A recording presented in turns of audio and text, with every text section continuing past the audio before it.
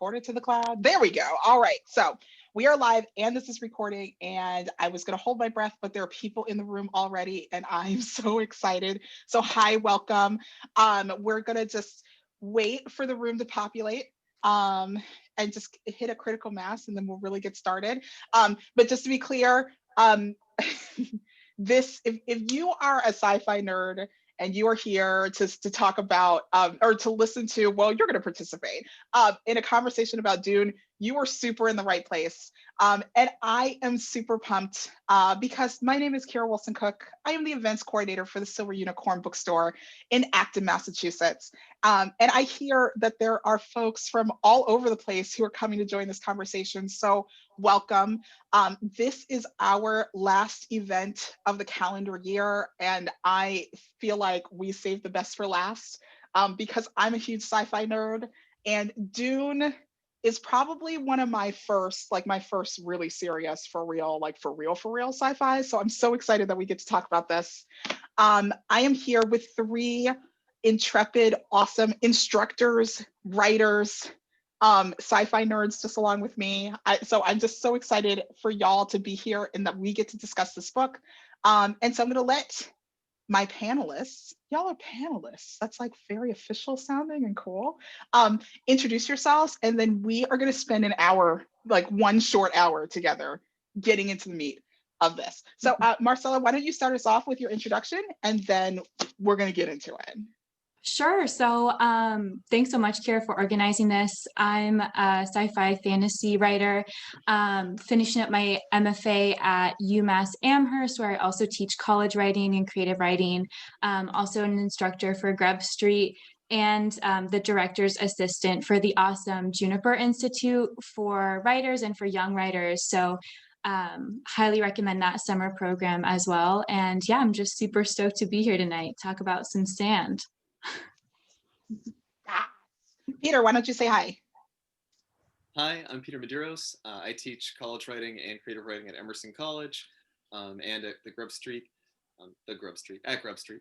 And I teach martial arts in Davis Square Martial Arts here in Somerville, Massachusetts. And yeah, I'm also really excited to be here to talk about sand and worms. Yes. And Sarah, say hi. Hello, I'm Sarah Rivera, she, her, hers. I am a speculative fiction writer and poet and visual artist, joining you from Albuquerque, New Mexico. So I'm joining you from the desert. I'm also an instructor with Grub Street, and I work locally with public art nonprofits. So I'm super grateful to you, Kira, for organizing this and excited. That's amazing. This is amazing. I do want to say thank you to Grub Street. Just if for those of y'all who are here who are writers, if you have not heard about Grub Street, it is a organization that teaches and helps and advocates for writers, not just here in Massachusetts, but all over the country. They have an upcoming conference, the Muse and Marketplace, which will be virtual in 2021. So please check out their website. A lot of their classes are virtual.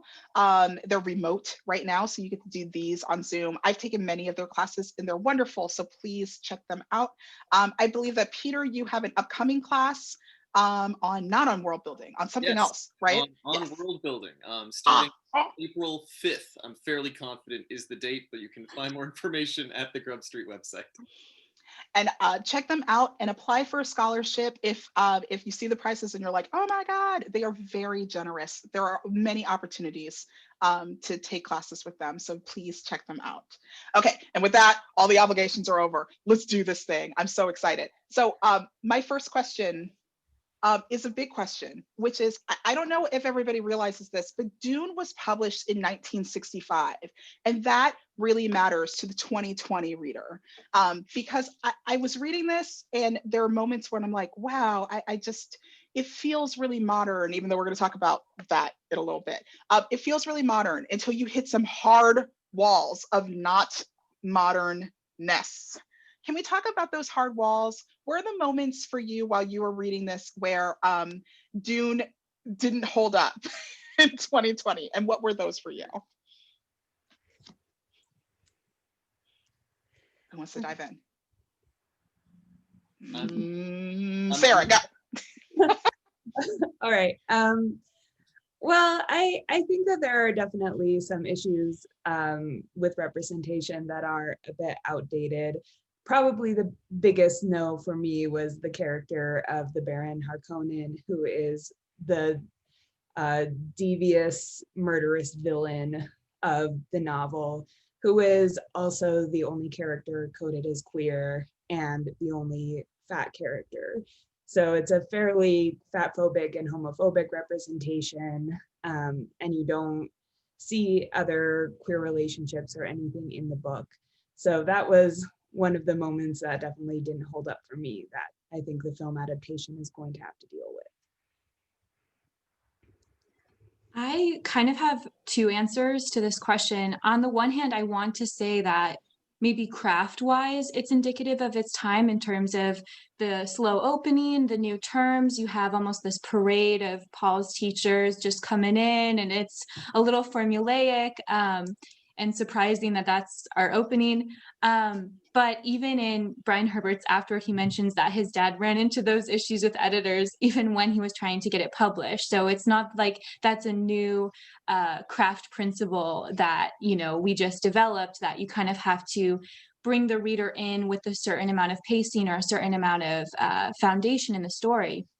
So I actually think that at first it might seem like it's dated in terms of how it brings you into the story, but editors had issue with it even in the 60s. And so it got through, and it is what it is. What is interesting is that in a way, I feel that secondary world fantasy and science fiction is almost always timeless, though, in this cool way. And of course you have the layers of your, you know, misogyny or racism or whatever else from the author coloring your depictions, but we can access secondary worlds from any point in time. You know, thinking about Lord of the Rings, thinking about Dune, thinking about modern speculative fiction, you can kind of dig into it and find some connections to time, but also, you know, readers across the board, we're entering a new space, and we can kind of leave behind the trappings of our modern day. So I found, you know, reading this so recently, I could believe it was written recently, just in the way, obviously a lot of problematic content that would be surprising got by, but when you're creating a new world, you are freeing yourself a little bit from having to have certain time touch points for the reader. I hear all that. I want to second, for me to back up, I want to second Sarah's read of the Baron being a hard wall to hit. And just to add one other thing on top of that, there's also kind of an ableism in what technology is coded as like really cool future stuff, and what technology is like, oh, this is bad, right? So the Baron, because he is the only fat character in the book, there's this description of his suspenders, his anti-gravity suspenders, which Herbert is clearly giving to us as like, in the book, it's like a moment of basically disgust from the narration. Whereas from a modern reader, I was like, oh, that would be fantastic. Like for a lot of people would very obviously be hugely beneficial, this kind of anti-gravity thing. And that was that's where I hit a bit of a wall. But I agree with Marcella, there's a lot of things that kind of are timeless and are out of time. And I think Herbert gets around a lot of that by intentionally circumventing a lot of sci-fi tropes. The lack of computer technology is one of the things that I think puts Dune maybe in a category a little bit apart from other contemporary sci-fi, that it looks at this big growing trend that a lot of sci-fi is interested in, and it's hard to imagine contemporary sci-fi without that. We kind of take it for granted. And he's just like, nope, cutting it off. I have an in-world explanation, it's mentioned twice, and we're moving on. Well, and actually, I was thinking about that too, Peter, when Marcel was saying that some of these secondary worlds are timeless. I think that a lot of sci-fi written in the 60s also feels dated because of the way it envisions future technology, you know, and that we see computers that are getting bigger and bigger as opposed to our actual trajectory, which has been smaller and smaller. And so we just see like a vision of technology that's outdated. And I think that we're on Zoom, Dune. I think that Dune circumvented that by having this Butlerian jihad where all of this technology was destroyed. So you have a future that's based in technologies within people, you know, developing like observational techniques and things like that. And what's interesting too, Sarah, that you're bringing up is that technology is always changing and it's a spectrum and it's a timeline. Whereas what Herbert was really interested in was indigenous practices in response to the land. I mean, there certainly was a trajectory and goal with kinds and like the plan to change the whole ecology of Arrakis, but he's also interested in a community's response to the land and to the nature that surrounds them. And that's something that certainly is, you know, while evolving, much slower and maybe not a spectrum, but a growing bubble or something like that. So it's just, you know, the way people respond to the land and live among it is such a different shape than the timeline of developing technology like as an enemy to the land and to survive in spite of it instead of with it. So he kind of got rid of that, you know, linear timeline of technology and was interested in the more kind of fraught, you know, just response to nature. Yes. Yes. I do want to talk about the desert itself and the relationship of all the characters with that with the ecology. And I don't know. Do you think that Frank Herbert, Mr. Herbert, I don't know, was making a comment on climate change? Like I'm sure he didn't have it. He would not have put it in that phrase. But is there something to be said about his commentary on where the future is going? Or do you think it just happens to be that he was really prescient, and in 2020 we can read this book with an urgency that's really different than it would have been in 1965? Yes. Okay. Yes. And how so? Yeah, I'm leaning maybe more towards the second one. What's interesting to me is the way Herbert maybe is less interested in people affecting the climate, even though there's the big, you know, there is literal climate changing technology in the book, and that is a goal. But instead, how climate can be made to shape people, right? Like the Freemen are such a big part of the book and are pitched as like a resource effectively for Paul in a kind of you know, cutthroat way. And from the beginning, even before Paul knows about it, they're pitched to the Duke as like, oh, they are this way because of the harshness of the environment, which is one of those things that not to turn it back, is also like a little bit dated. There's this kind of feeling of, yes, they're a harsh, strong people because of the harsh, strong environment, which on the one hand, it's like, that feels a little problematic, but on the other hand, I think it is speaking to the way that, yeah, like increasing resource scarcity out of necessity does require a culture that can, you know, come to terms with that. I had mixed feelings about it, to say the least. There's this dialogue about the evolution of everything on the planet, right? That the carrion eaters evolved to be this way. That the plants and the wind and the worms and everything evolved to be this way. And then the people also evolved into that the discipline comes out of that. And that's really interesting in that.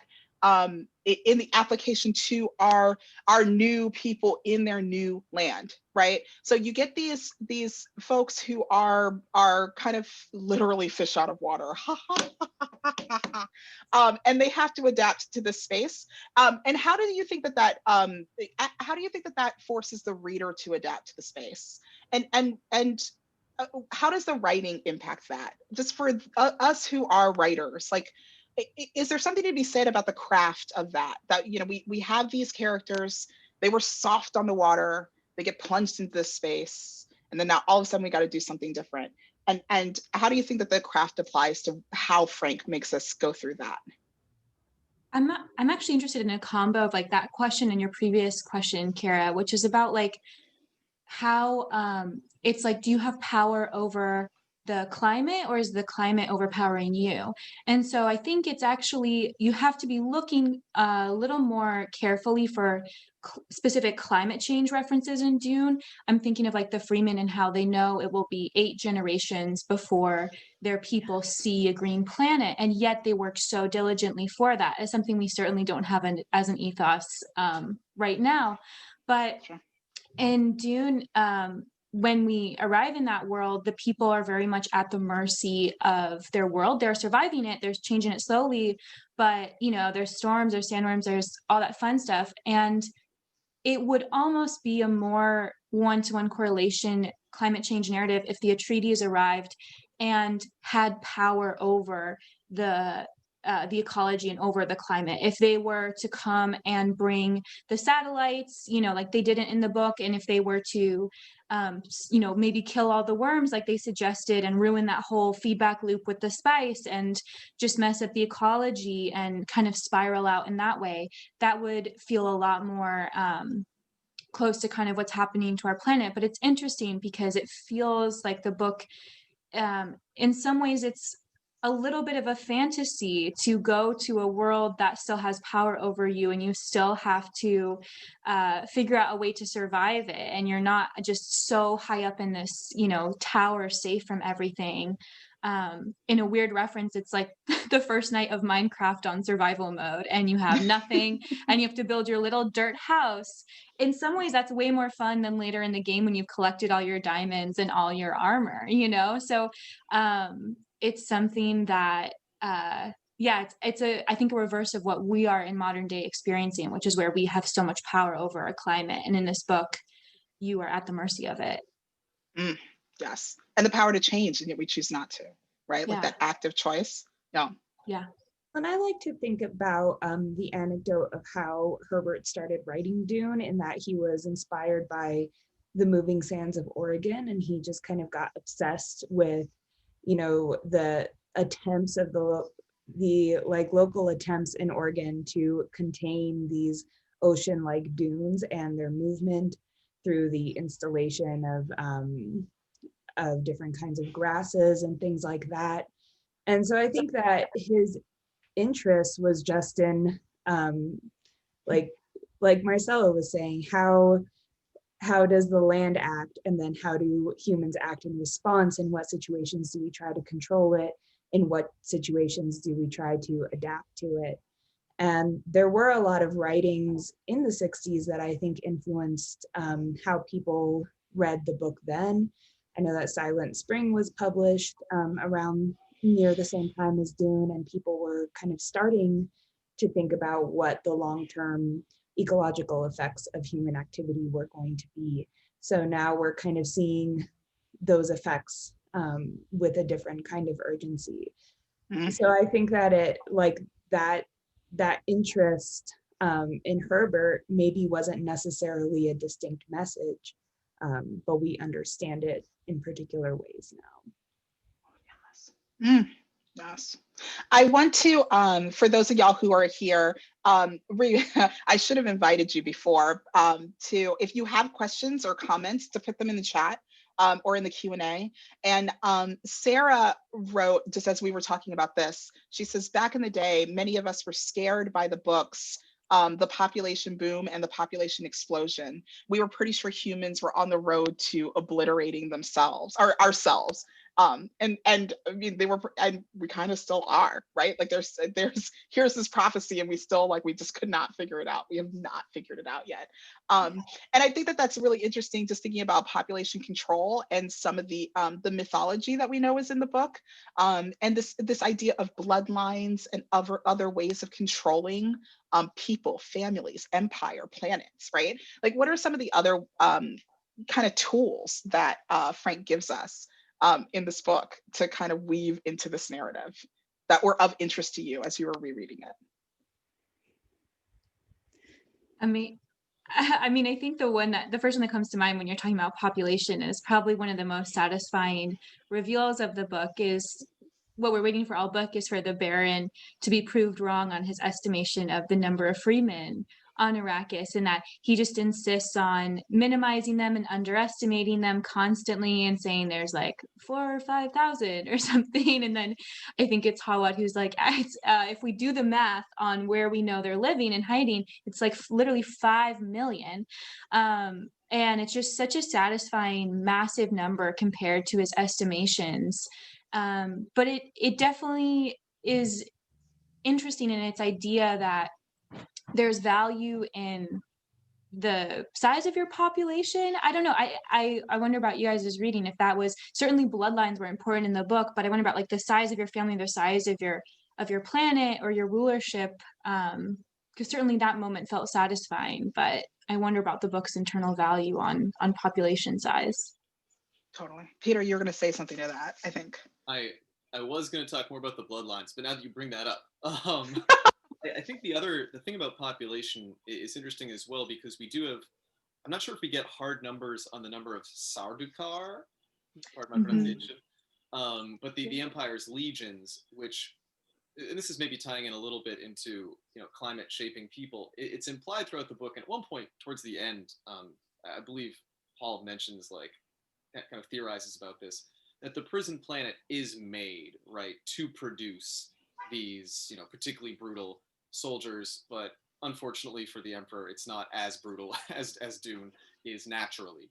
And that idea of being able to just move his prison population turned into soldiers, prison population turned into labor, across the universe, is like kind of the Emperor's greatest strength.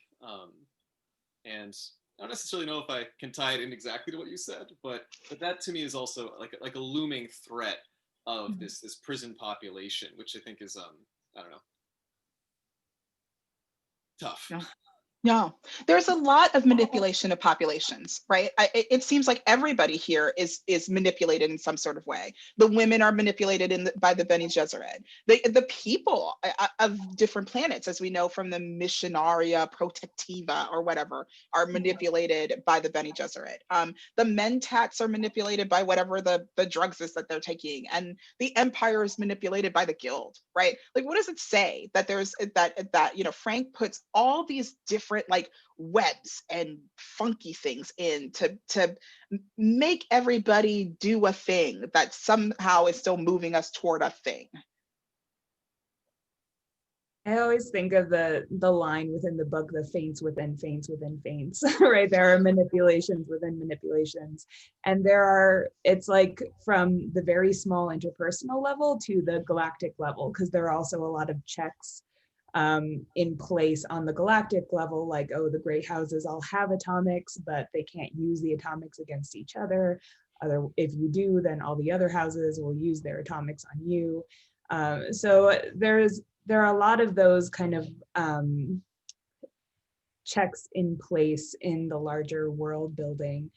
And I was just still thinking a little bit about this issue of population. And I don't want to pull too much into the sequels because we're talking about Dune, but I do think it becomes a very interesting question later on in Herbert's sequels. Because once you have characters who can see kind of the entirety of the human future, you see where the line of humanity ends. So a lot of the later books become about what path does humanity have to follow in order to continue existing at all, and what is the price of that existence. So I think that that's a thread that continued to interest Herbert in the later books. So just as writers, just as straight up as writers for a second, does the world building and that extensive world building and the tightly woven and knitted world building that is achieved in this book, does that intrigue you as the modern writer and as the writing teacher? Would you encourage your students to go this far in depth, or do you feel like it maybe perhaps bogs down the 2020 narrative? I think that he gets away with it by virtue of having still a single very human decision drive the plot. Like, there's this huge world building. Yes, we're dealing with massive populations, but I think one of the smartest things about the book, Marcel, you pointed out that the beginning is very, very slow. and it definitely is. But what's interesting to me is the inciting incident is 15 years prior, Jessica's decision to have a son, right? There's these manipulations, these massive interplanetary, you know, eugenics projects going on. But in the end, like the whole reason we have a book is because one woman loved a guy, made a decision that didn't fit in the master plan, and Dune. And to me, I think you get a lot of buy-in with the reader that like, yes, there's all this world building going on, and it's big and it's massive, but you can sell me on like a lot of world building if you have one interesting character decision. And we kind of wander through POVs. We get the Reverend Mother's POV where she kind of explicitly is like, ugh, everything's ruined now because Jessica loved this guy. And Mhm. that's like such a small human thing that I think then you can get away with, I don't know exactly, I don't want to put a page number on it, but a lot of what we've been talking about. Mhm. Yeah, I think Sarah, that you need to- the scope of the world building is sort of mitigated by these fairly interesting characters that we are following and that we invest in over the course of the story.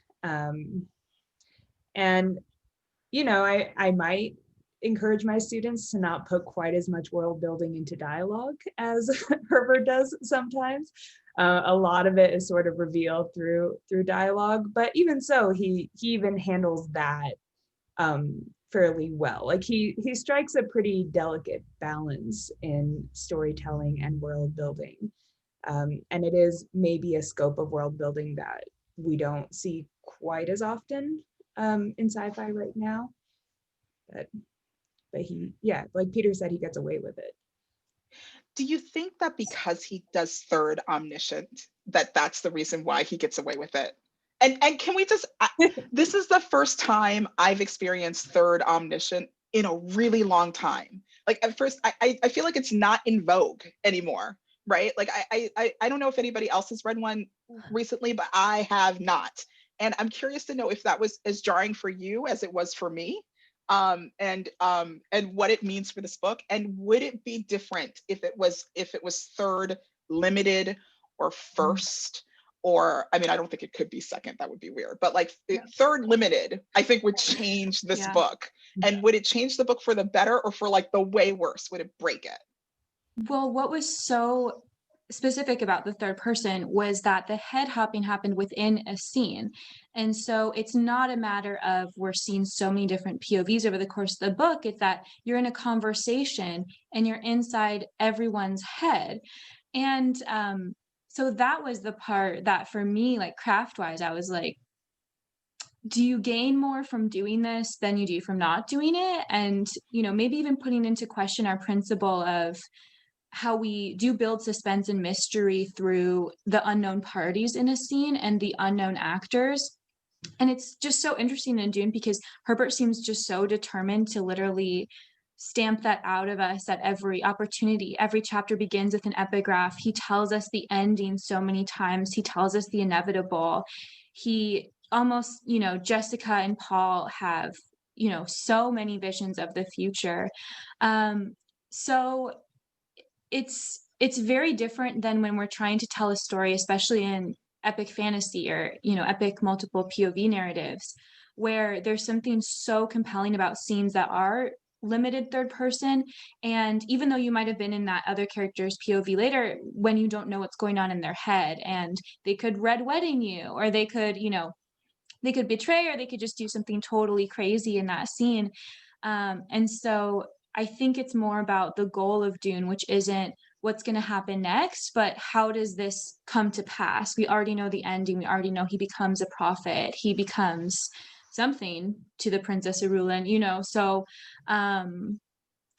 it was definitely a strange reading. And I think you have to question what you're hungering for as a reader and change it to be more interested in the how instead of the if or the what within a scene. Ooh. Yeah. Ooh. Yeah. Oh, yeah, Very keep going, Peter.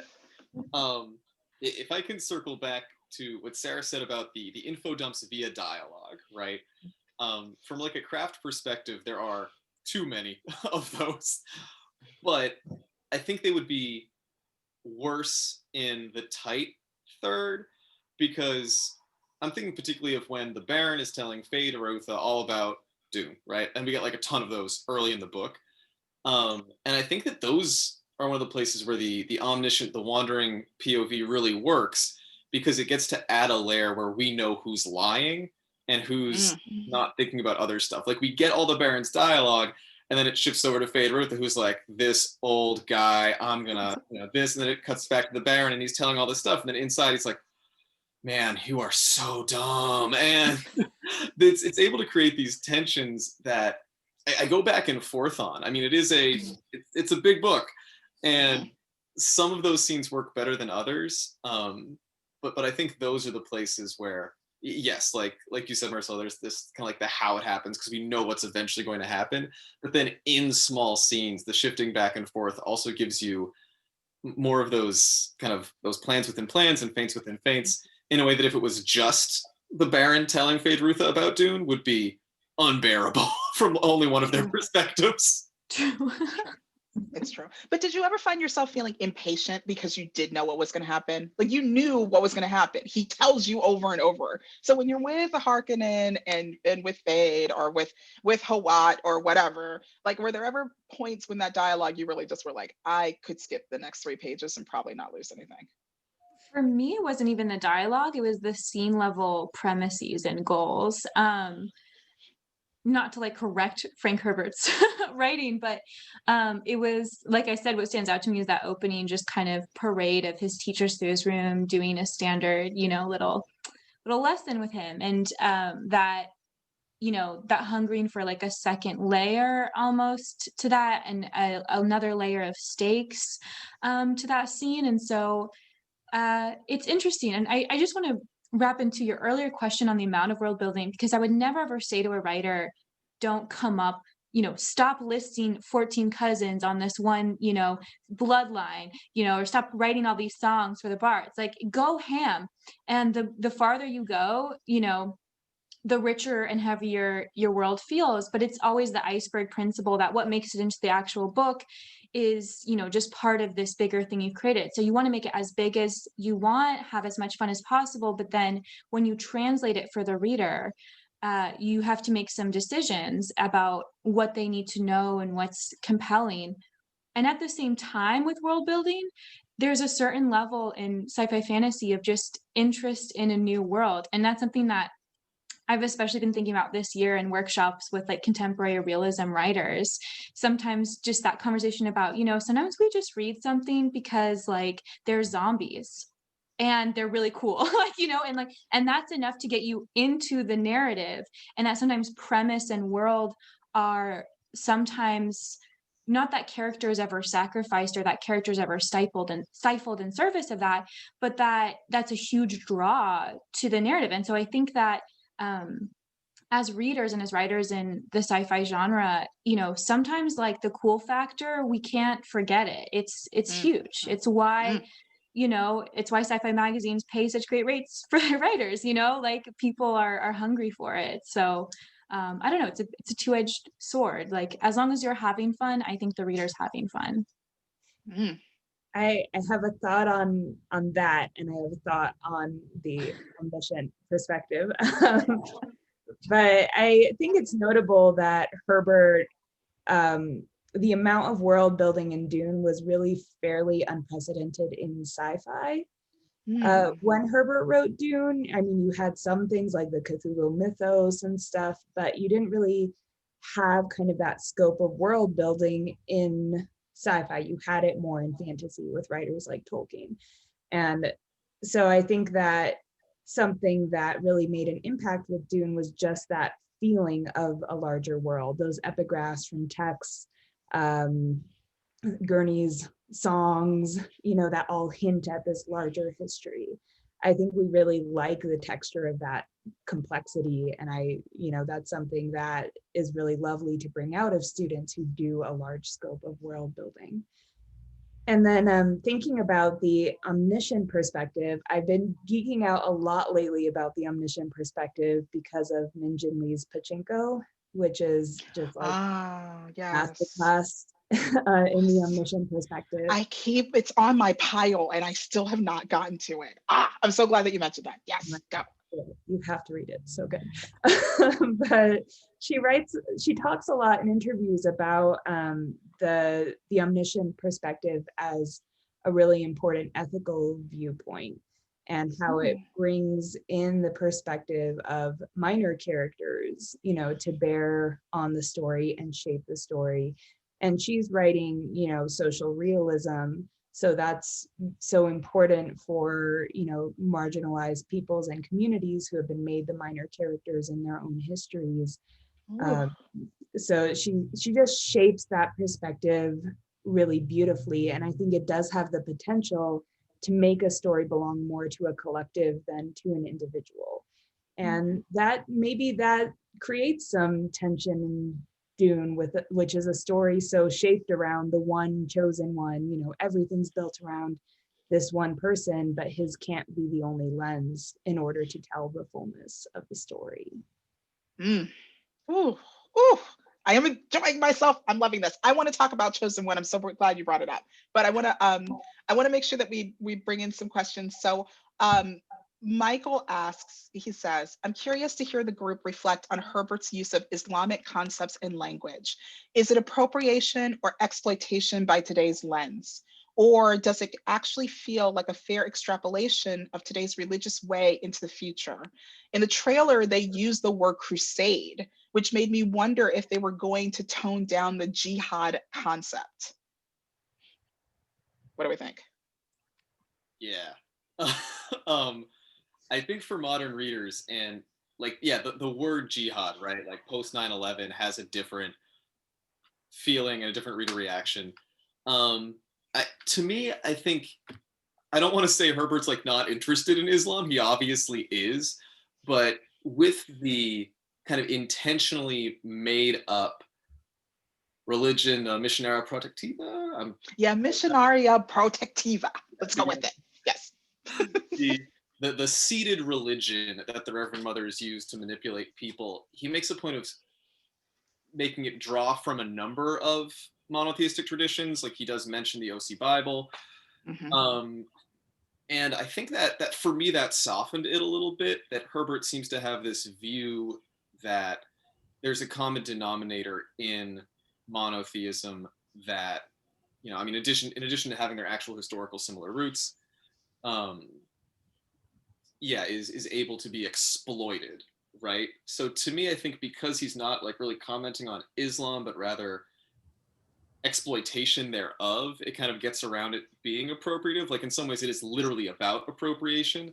So like he's not appropriating it, he's actually writing about the ways in which religion is appropriated to manipulate people, if that makes sense. And so for that, for me, I viewed it as less problematic, I guess, for that reason. And also like possibly a good commentary on the way that, historically a lot of religious traditions have been appropriated for explicitly militaristic means. Does it matter that he used Islam instead of Christianity, and that like Philip Pullman uses Christianity when he does his Dark Materials, and he uses Christian language, even though it's definitely the same kind of commentary, right? Like, does it matter that Frank uses Islam specifically? Well, it's, for one thing, probably we're not the best. I mean, who is the best person to say exactly, what's okay or what's not, or give someone who's no longer with us permission or anything like that. But I think it's about, for us as modern readers, our responsibility to read widely and to, not let our reading list be solely books like this where we might have certain groups, certain religions portrayed in some way. And I think if you are kind of in touch with what's going on in the world, and that you are seeing perspectives from other writers, then you will naturally be able to see, Dune placed in its time, placed in its cultural moment. So I think just on that topic of appropriation and problematic aspects of the book, there are plenty, and there are a lot in what we consider classics, what we consider the canon. And, so I'm not so interested in giving Dune a pass or saying or clearing it of that particular sin, but of just saying what is the best thing to read alongside Dune? What is the best thing to read after Dune or before Dune? If it's going to be on your reading list, what supplements it? And so it's not about kind of clarifying or cleaning up certain parts of the classic so that they're even shinier than they were before, but it's about how can we fill in the blanks, because these writers, you know, especially when they had privileges because of their race or their gender, you know, were dehumanizing to groups of people. And so, you know, you can still enjoy them as long as you're supplementing and bringing in these other amazing books by marginalized writers. And there are so many, you know, today and recently that we can bring in. So I'm more interested in that direction, but I hope that that's helpful to your question. Totally. I think that's a really, really great point. All of your points have been really great on this. And I think the experience of reading Dune, I mean, I am absolutely not going to speak for Islamic readers on this.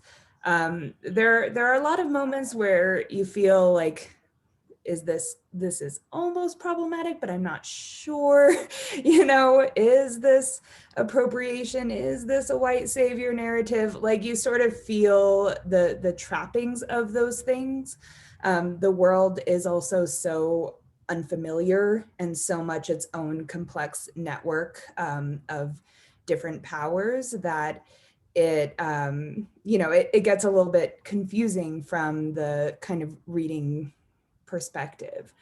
But we also talked a little bit before we went live about the very bizarre amalgam of language in Dune, and how the words and names and titles of things borrowed from really incongruous sources also kind of muddy the waters of what would have been kind of the linguistic or cultural genesis of what this is called or what this person is called. I'm not sure how they're going to handle it or how it's going to be received in the film adaptation. Yeah. Yeah. Has anybody, I don't know anything more about the movie. Has anybody kind of dug into what the movie might take away or what it might add? Has anybody done any reading on it? A little bit, yeah. I hope we can all agree that Timothée Chalamet is like pitch perfect casting for Paul Atreides. Like, I mean, not that I was, you know, like so obsessed with him before, but like, I mean, whatever your feelings about him as an actor, I don't think there's anyone better for the role. He's like always described as small in the books, or everyone's like, you're kind of small for your age. And I just feel like, I don't know, I just feel like he's perfect. But something that was super interesting that I read was about the decision to cast Kynes, the planetologist. So we have, you know, affectionately 4 interchangeable white men, maybe in this narrative, who are kind of mentors to Paul, right? Yes. That, I'll be honest, are a little hard to keep track of in the book. So the decision to make one of them a woman of color in this new adaptation is really interesting. Also makes me wonder, why couldn't we take it a little further? Why only one out of, you know, there's just so many kind of, at least, you know, and this is maybe just me as a reader, I like tracking visuals with folks. And so not even race, but just like we have even the detail for, I'm going to get it wrong, Gurney, you know, his like scar. We have small things that help us track characters. But I think, you know, like Sarah kind of touched on, is this a white savior narrative? And certainly there's a lot of colonialism, there's a lot of indigeneity and stuff, you know, in conversation that just becomes more interesting. And you can almost start to focus on other themes when you make the story a little more diverse. It allows you to, I feel like, zoom out a bit, because it does reflect more accurately, you know, who we are as a species. And then, you know, you can spend a little more time with stuff like the ecology and politics, instead of, you know, just seeing yet another narrative of just so many white people descending on a planet and having certain interactions with the native folks there. So yeah, I'm just interested in maybe people's take on that casting choice, and or any other dream changes in the adaptation that would have been cool to see. Any wish lists, Peter and Sarah? I'm really excited about Kinds because like planetary ecologist as a woman of color is just really exciting to me. Um, and I do hope, going all the way back to my first comment, I do hope for the queering of other characters outside of the Baron Harkonnen to balance out that issue with representation. I think that would be really exciting. Agree. Yeah, agree. I'd look forward to those things as well. I'm interested in the Kinds casting. I hate to bring it up, but I find it interesting that the one character we know that they did this interesting casting choice with is also, I believe, of our like main protagonists, the only one to die just in an accident fairly early in the narrative. So like we're kind First to die, yep. Yep. it's like we're maybe falling into like another trope there, but Yep. but that's kind of the nature of the beast, you know, when you're Mhm. you're going to be doing this. I will say that as a fan of the, I don't even know how to describe it, the adaptation, the David Lynch adaptation, it's hard for me to imagine Dune without Sting, but I'll leave it at that. Everybody brings up Sting. They're just like, remember the Sting one? And we're just like, what's the Sting so one? distracting because you're just like, yep, that's Sting. He can never not be Sting. Like it's like David Bowie. You're just like, that's David Bowie. This is Sting. Like you can't do anything else. It's really funny. That is really funny. I want to talk about I want to talk about the chosen one white savior-ness of the story. And then I want to talk about space witches. And I can't believe it, y'all. It's 7:47. Like this is killing me. This has gone way too fast. A great question in the chat. Well, yeah. Oh yeah, did you see one recently? Okay. There's one in the Q&A and one in the chat. Okay, great. Okay, so I'm gonna bring it up. Okay, so when were you introduced? Okay, so fine. When were you introduced to Dune originally? I read it in English class in 10th grade and went on to read more of the series. Did you find it on your own, or did someone recommend it to you, or was it assigned to you in class? Which if it was, that's super awesome. Let's see what folks say. Sarah, I you know should I start found it with on my your- own. My father always, when I was young, and it was a rainy day, my father used to tell me to stop complaining because he would say, you know, there are planets where it doesn't rain. And he would say it to me like as a little girl. And then I remember it must have been middle school or like very early high school. And he's just like, this is the book I've been talking to you about since you were like 5. And that's when I read it. And it was great. Yeah.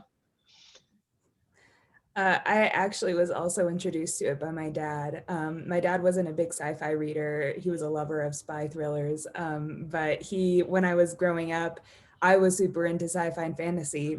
And so in an effort to connect with me, he would talk about this one sci-fi book that he loved, which was Dune. And so it was just always like in my consciousness. As something that I would read eventually, because my dad read it. It seemed like a thing I would read when I was his age or something. But I ended up actually finally reading it in grad school. I think I started it a couple times before that and was like, I'm not ready or something. Like I didn't get into it all the way. And then when I did read it, it felt like the perfect time. I honestly don't remember. I want to say that I read it when I was much more of a fantasy fan growing up, and at some point I was like, I knew enough people from that who were also sci-fi fans. At some point in high school was like, all right, I should really branch out more into sci-fi. What are the big sci-fi books? Dune came up, and I do owe Dune quite a bit though. That year was when I was taking the AP Lang exam in high school, and they had one of the prompts was just like write about any book I'd read the week before. Got a 5 out of 5. Boom. That's awesome. That is the best. That's amazing. I feel like we kind of went in order. I definitely read it most recently for the first time. And my mom is screaming right now, probably if she's watching, because she's been trying to get me to read the classics like forever. But I, when I realized that I was so passionate about sci-fi fantasy and writing it, I just became super focused on filling in the gaps in my knowledge in terms of representation, because I realized there was just such an absence. So I was pretty busy with like Nnedi Okorafor, N.K. Jemisin, and just some super kick-ass writers for a long time, and studying them very carefully. So many of the classics are super low on my list, but recently, and especially with Kira's invite, Dune got bumped up and got through the kind of those other books ahead of it.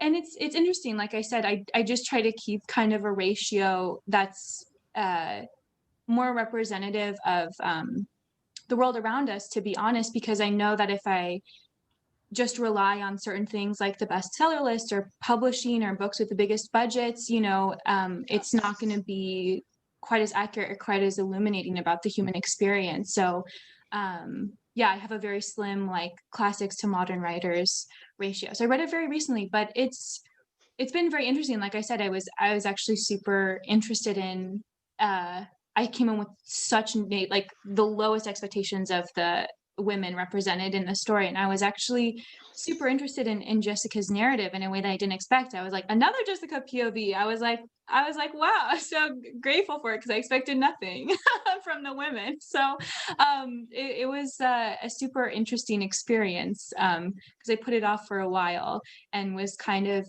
purposefully avoiding that idea that you have to read the classics in order to be a writer of a certain genre, when those classics are so narrow and in certain problematic depiction. So yeah, I did it backwards a little bit, but I'm glad I did. Super interesting story. I'm so glad that you brought up the women, because my husband and I listened to the Wheel of Time series. I don't know if anybody else has experienced that, but I experiencing the Wheel of Time series and the White Tower and the Aes Sedai and the very powerful women in that series, and then going back to experience the Bene Gesserit, I think is an interesting way to do this. And so I like that you brought up this idea of like you didn't have high expectations of the women. Jessica is a really interesting character, right? Like she is very powerful, but then she has very not powerful moments, especially when she's next to her son. And I think that that's really interesting. But what I mean, I would not argue that this is a feminist piece, but like, where does the women's power come from? Is that of interest? Does that hold up in the reading in 2020? I'm super curious. Well, it's so weird where we end the book, right?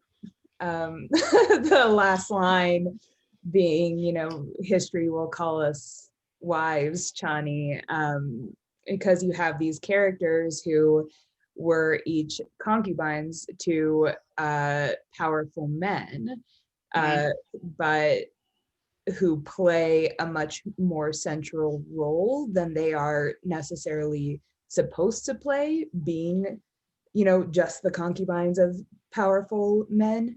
And I have a lot of feelings about the ending of the book. Herbert wanted the reader to kind of like skid randomly out of the book. That was, his intention. So it feels very abrupt, but it has always interested me that the female characters kind of get the last word in this book. And yeah, I wouldn't call it a feminist piece either, but I do think that for its time, I recall the female characters, they're memorable in their complexity. And what's interesting, that last line, Sarah, because I had such an interesting, like, I'm sure we all did, turn the page and be like, excuse me, is this the end?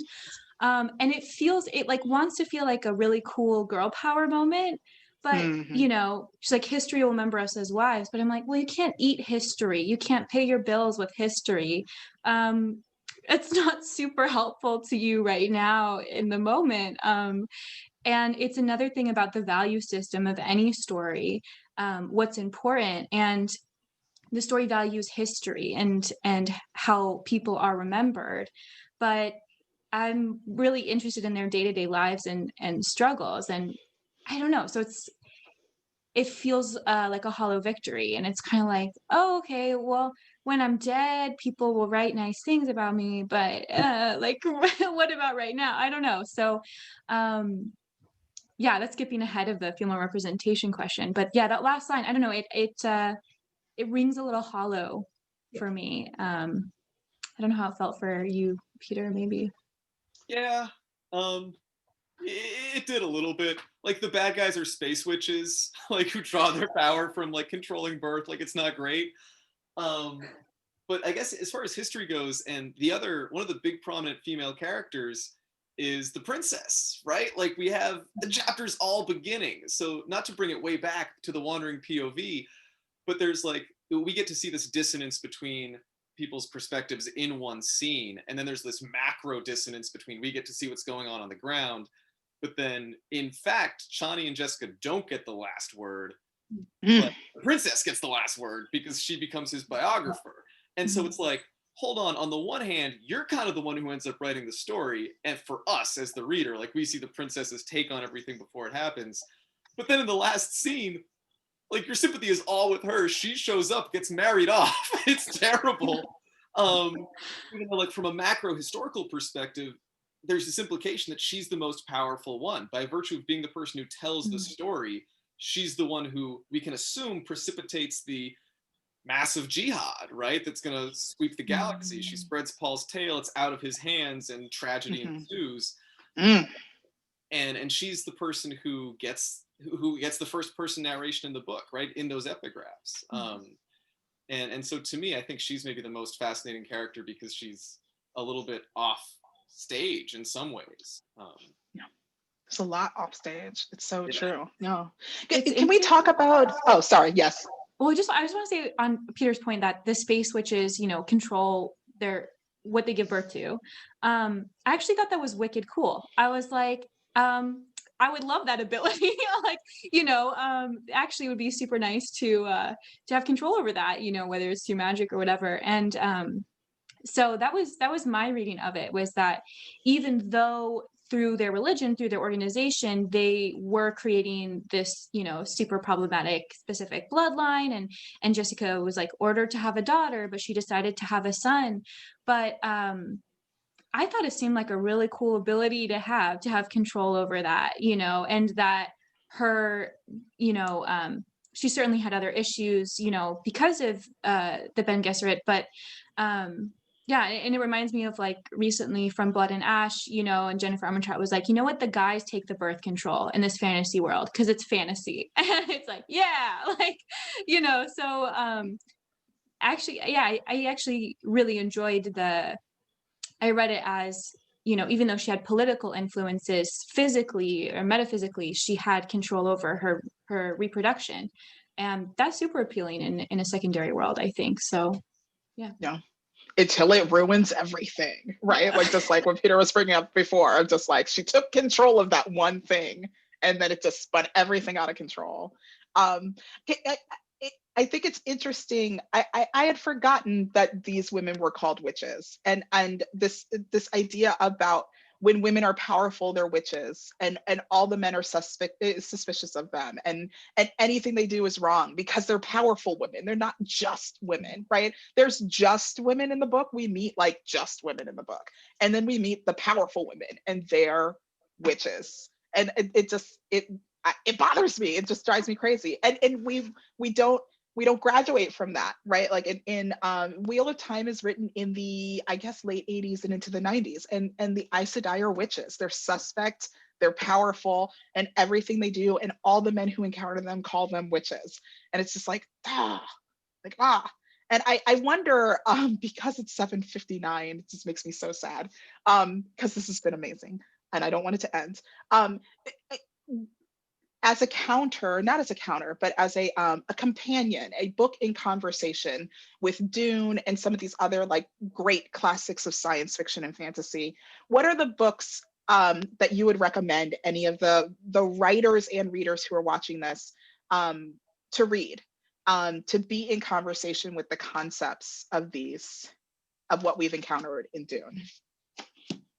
you gotta read The 100,000 Kingdoms by N.K. Jemisin. That was the one that changed my life, that changed who I am as a writer. If you're gonna have a great time. You're gonna have so much fun in that series, and you're gonna be, you know, having some interesting conversations with yourself, I think, after it. If what you've read up until this point has been primarily white fantasy, you're going to come away with some interesting thoughts. I know I did when I read it in college, and I was like, well, I need to take a sec and I need to realize that I've been in a pretty narrow kind of world for a while. And so if you like just complexity, mythology, and actual gods messing stuff up, and being enslaved by humans and the repercussions of that, you're just going to have a blast in that one. And if you're interested in sci-fi as an aesthetic, with more representative authors, Binti by Nadia Corfor, you're going to have so much fun.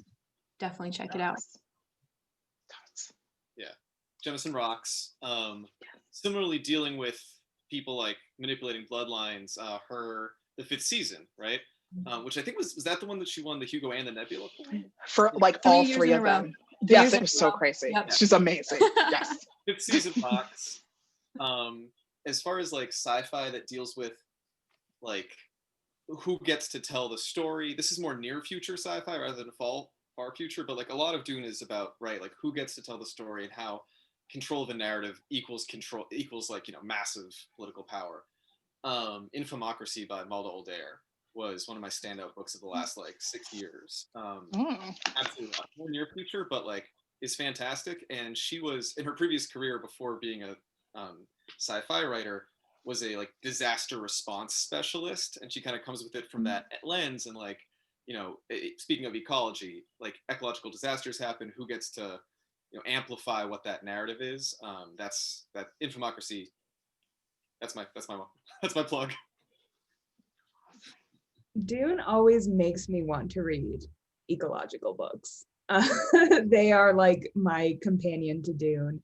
Every time I've revisited Dune in any way, I've gone off and read like ecological memoirs and things like that afterwards, because it kind of ignites my desire to learn about that. So one of the biggest ecological books for me of the past few years was Braiding Sweetgrass.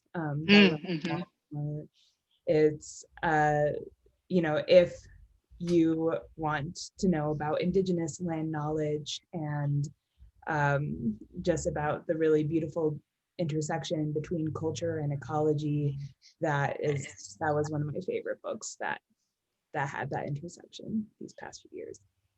Oh, that's so, yep, I'm adding that to my list, actually. I'm gonna add that to my list. I want to plug N.K. Jemisin's the Dream Blood duology. Did any of y'all read that? I feel like not everybody reads that the duology, but it's super good. So it's the Killing Moon and the second one is evading my memory. But the Killing Moon is the first one, and it's amazing. I've read all of her work. It's amazing. Also, her short story collection, How Long Till Black Future Month, is so stunning. I truly don't think I've ever read a short story collection like that. Like, you have to sit and like you have to put the book down and like take a breather after every single story and just be like, whoa. A lot of them are responses to short stories by other authors. So she writes a response to Ursula Le Guin's short story about the city and the child who lives in the city. You know what I'm talking about? And I read it the first time without that context, and then I went back to read the Ursula Le Guin short story, and then read N.K. Jemisin's response, and it blew my mind. It blew my mind. It was awesome. It really was. Highly recommend.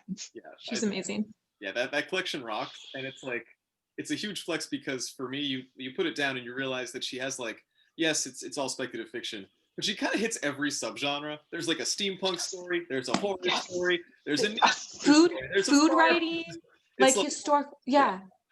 Yes. How? Very good. Genius. Like absolute 100% up and down genius. And reading about ecology, there was a recent, I feel like one of the speculative magazines put out a collection just on ecological speculative fiction. Am I crazy? Was it wasn't Clark's World. It was Uncanny? No, yeah, I feel like it was Uncanny. they do really cool anthologies.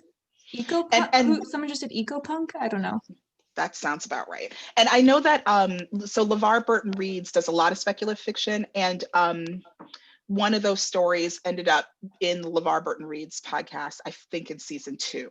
So if anybody's looking for stuff, first of all, if you've never experienced LeVar Burton Reads, you need to stop what you're doing after this and go get that podcast, and it will change your life, just to be clear. But there's a lot of ecological stories in that one. He's read a couple of them, so those are perfect. Wow, it's 8:05. This flew. I'm so grateful. This was amazing. Any just final thoughts about this book, about the series, about sci-fi in general, about whatever projects y'all are working on? I would love to know before we sign off. Just keep reading, like we mentioned the lit mags very briefly, but Uncanny, Clark's World, a lot of these are free to read online, or you can support them via Patreon or subscribe really easily. And that's how writers like us get paid, for short fiction. And they're just doing such amazing work. So if you're really hungry for some more sci-fi stuff and you don't have it in you to read another 215,000 words, in whatever period of time, there's so much good beneath the skies. There's so much that's even free to read online that that's where the good stuff is these days. So check out some online mags for sure. I'll go ahead and plug some Latinx speculative fiction. I'm part of an anthology coming out next year called Speculative Fiction for Dreamers, a Latinx anthology. The first anthology in that series was called Latinx Rising, and it was really incredible. They're both collections of sci-fi and fantasy by all Latinx writers, and they're amazing. So I will plug that, coming out next summer. I'll throw my hat in for Strange Horizons. Does really great work, and to Marcella's point, like the more support these magazines get, kind of the more they can do, and the more kind of writers they can reach out to. Strange Horizons fundraising drive last year met one of its stretch goals, which was they came out, I think, just last month with a kind of expanded issue that's all Mexican sci-fi writers, and it's very, very good. Give it a huge recommendation. Published in both English and Spanish. A very cool project. Yeah. And like Clark's World does great work, and he has connections all over the world, which Neil Clark, fantastic editor, he can only really do because with enough support he was able to kind of make Clark's World his full-time job, I think only like 4 years ago. So yeah, I'll go Strange Horizons, Clark World, very good stuff. And Faya magazine, which is Black speculative fiction, and they just had an awesome conference that I didn't get to do because I was doing other things, but they are out there and they're awesome. Gosh, I feel like there's so many others and we're not like, we can't remember them all. But they're definitely out there. So find them on Twitter. They're all over the internets. They really, really are. And get on the Patreon and support them. I think that find Fantasy and Science Fiction magazine, like the #1 bestest one. Thank you, Elizabeth. Yes. Okay. This was amazing. Y'all are amazing. I'm so grateful that you said yes to my little nerdy panel on Dune. This is the best thing ever. I hope that you'll come back again and we'll talk about sci-fi in another capacity. Maybe we could do a fantasy panel because that would also be amazing. There's so much to talk about there. Thank you so much for everyone who's still here and got nerdy with us on a Thursday night. It's just wonderful to have you. Dune, I'm just going to pick this up. So Dune and so many other fantastic science fiction works of art are available to you at a local independent bookstore near you. Some of them look like the classic cover, like what Sarah has. Yeah. That's the one I had in high school. That's great. Yes. Or you can get the new, like the new shiny, oh my gosh, so new. But they are available to you at an independent bookstore near you or the silverunicornbooks.com, not the silverunicornbooks.com, but silverunicornbooks.com. Don't forget, especially because I know there are writers here, Grub Street is amazing. I've taken classes there. A lot of speculative fiction classes are taught at Grub Street. I'm pretty sure all three of y'all teach a speculative fiction class at Grub Street, and you see that they're amazing. So take their classes. And in the meantime, no matter what you're doing, please stay safe. Please stay healthy. We want to see everybody in 2021. Okay? Okay. And that includes y'all. Thank you so much for coming. This was the best. I hope everybody has a great night. Bye. Thank you so much. Thank you. Absolutely. Bye, y'all.